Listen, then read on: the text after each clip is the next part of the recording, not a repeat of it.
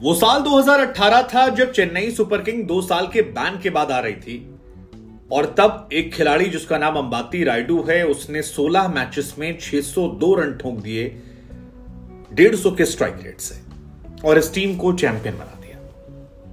वो खिलाड़ी अंबाती रायडू अब संन्यास का ऐलान कर चुका है।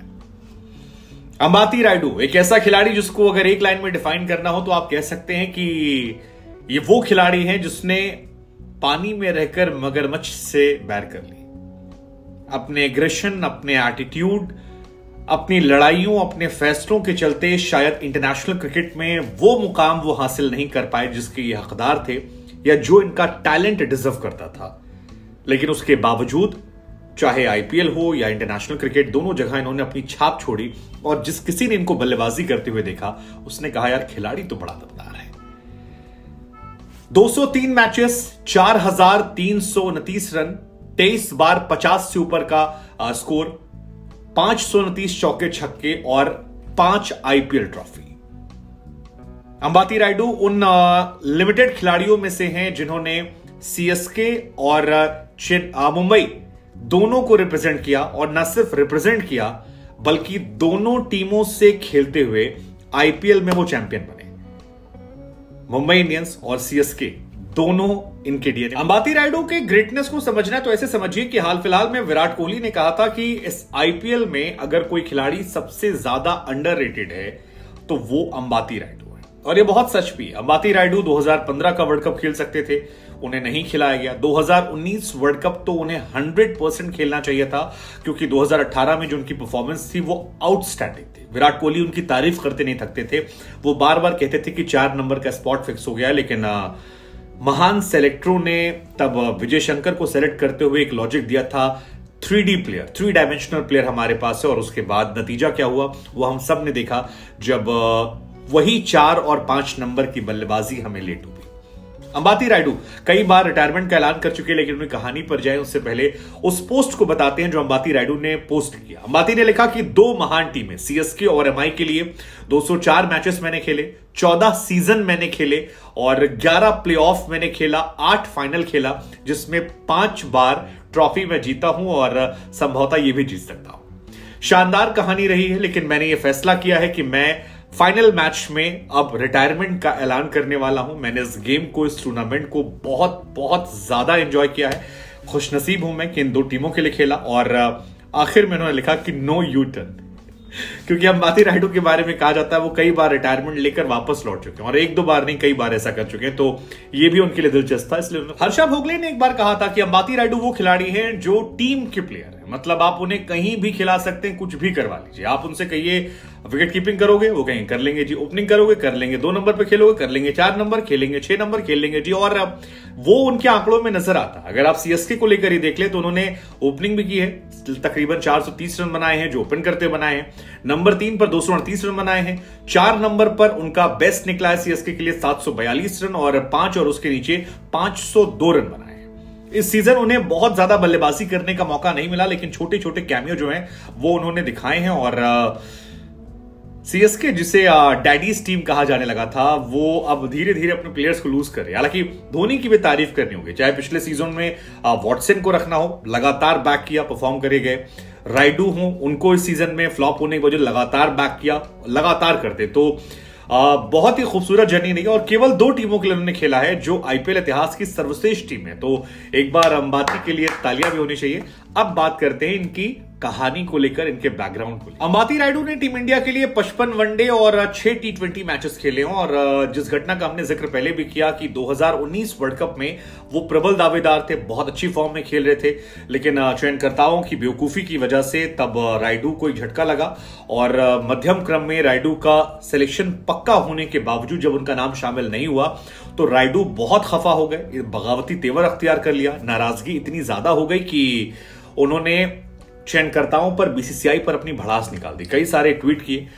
इस ट्वीट के साथ ही उन्होंने संन्यास का ऐलान भी कर दिया था। हालांकि उस दौर में उस वक्त तो किसी नहीं, लेकिन इस घटना के बाद कई सारे एक्स क्रिकेटर्स ने समझाया कि देखो आप ज्यादा कर चुके हो, थोड़ा कंट्रोल करो। और इसके बाद रायडू ने संन्यास वापस लिया, वापस घरेलू क्रिकेट खेलने लगे। घरेलू क्रिकेट खेलने के चलते उन्होंने आईपीएल में भी वापसी की, लेकिन टीम इंडिया में उनका सिलेक्शन नहीं हुआ। हालांकि आईपीएल में ठीक ठाक वो खेल रहे थे। ये पहली घटना थी। हालांकि इससे पहले एक बार बीसीसीआई ने ही इनको बैन किया था। हाँ, ये भी घटना हो चुकी है। अंबाती रायडू को बीसीसीआई ने बैन तब किया था जब अंबाती रायडू आईसीएल खेलने गए थे। आप में से शायद बहुत लोग जानते हों या कुछ लोग नहीं जानते होंगे कि आईपीएल जो है ये एक्चुअली आईसीएल से चोरी किया गया कॉन्सेप्ट है। भारत में इंडियन क्रिकेट लीग की शुरुआत हुई थी, जहां पर सारे खिलाड़ी ऐसे ही अलग अलग टीम बनाकर खेलते थे और कई सारे खिलाड़ी उसमें खेलते नजर आए थे। कई सारे खिलाड़ियों ने संन्यास भी ले लिया था इसके चक्कर में, क्योंकि बैन कर दिया गया था। इंडिया, पाकिस्तान और तमाम देशों के खिलाड़ी जो हैं आईसीएल में खेले थे और काफी हिट रहा था आईसीएल। लेकिन आईसीएल के कॉन्सेप्ट की सफलता के बाद बीसीसीआई ने ललित मोदी की अगुवाई में आईपीएल की शुरुआत की, इंडियन प्रीमियर लीग, और वो तमाम खिलाड़ी जो आईसीएल में खेल रहे थे उन्हें बैन कर दिया गया। उन्हें यह कहा गया कि बीसीसीआई के टूर्नामेंट में हिस्सा नहीं लिया जाएगा और बीसीसीआई आईसीसी से क्योंकि जुड़ा हुआ है, डोमिनेंस वहां भी है, तो आईसीसी के किसी भी टूर्नामेंट में आप हिस्सा नहीं ले सकते, ये मेक श्योर किया गया। इसके बाद आईसीएल जो था वो गायब हो गया। एक सीजन और चलेगी, गायब हो गया। फिर बीसीसीआई ने एक माफी वाली योजना दी थी कि जितने भी खिलाड़ी आईसीएल खेलने गए हैं उनको माफ कर देंगे, बशर्ते वो आना चाहें। तो फिर माफी योजना के तहत अंबाती रायडू जो हैं वो आईसीएल छोड़कर आते हैं और घरेलू टूर्नामेंट जो है वो खेलने लग जाते हैं। और ये पहला मौका था जब अंबाती रायडू बैन हो गए। अंबाती रायडू पहली बार चर्चा में तब आए थे जब 16 साल की उम्र में उन्होंने अंडर 19 विश्व कप में 177 रनों की ताबड़तोड़ पारी खेली थी। और इस पारी के बाद रायडू जो हैं वो इंटरनेशनल क्रिकेट में भी अपनी चमक को बिखेर चुके थे। लोगों की नजर जो इन पर पड़ गई थी। 2002 वो साल था, इंग्लैंड का दौरा था और इंग्लैंड की टफ कंडीशंस में अंबाती रायडू का 177 मारना दुनिया का ध्यान इनकी तरफ आकर्षित कर गया। लोगों ने कहा कि यार टीम इंडिया का ये अगला सुपरस्टार होगा। इसको शुरुआत में उन्होंने साबित भी किया। ये आए, रणजी मैचेस में खेलते हुए दोहरा शतक मारा, फिर उसके बाद शतक लगाया, काफी कुछ इनका नाम रहा। फिर 2004 में अंडर 19 कप्तान बने। अंडर 19 इनकी कैप्टनसी, इनकी लीडरशिप में टीम इंडिया जो है वो सेमीफाइनल तक पहुंची थी। तो जलवा जो है इनका रहा। लेकिन इनके साथ प्रॉब्लम जो रही वो एटीट्यूड की थी। एटीट्यूड प्रॉब्लम ऐसे कि गुस्से पर इनका नियंत्रण नहीं है। कई बार गुस्सा खो बैठते हैं और इतना ज्यादा गुस्सा आता है कि वो बिल्कुल कंट्रोल से बाहर होता है। अपनी ही टीम के कोच से झगड़ा करके ये बाहर हो गए थे और ये काफी ज्यादा कंट्रोवर्शियल पहली बार हुआ था। रायडू की परफॉर्मेंस गिरी थी और रणजी मैच चल रहा था और इनके कोच थे राजेश यादव जी। राजेश यादव जी से इन्होंने बवाल काटा और आंध्र प्रदेश की टीम को छोड़कर उसके बाद ये हैदराबाद से खेलने चले गए। तो इनका जो वो गिव अप एटीट्यूड था लड़ाई झगड़े का वो बाद में रहा। हालांकि बाद में इनका गुस्सा रुक भी जाता है, मतलब गुस्साते हैं, फिर नाराज होकर फिर लौट आते हैं। तो हैदराबाद गए, वहां से वापस आंध्र प्रदेश आए। लेकिन फिर हैदराबाद में जब आंध्र प्रदेश से खेलने लगे तो फिर एक बार अंपायर से लड़ाई कर ली थी।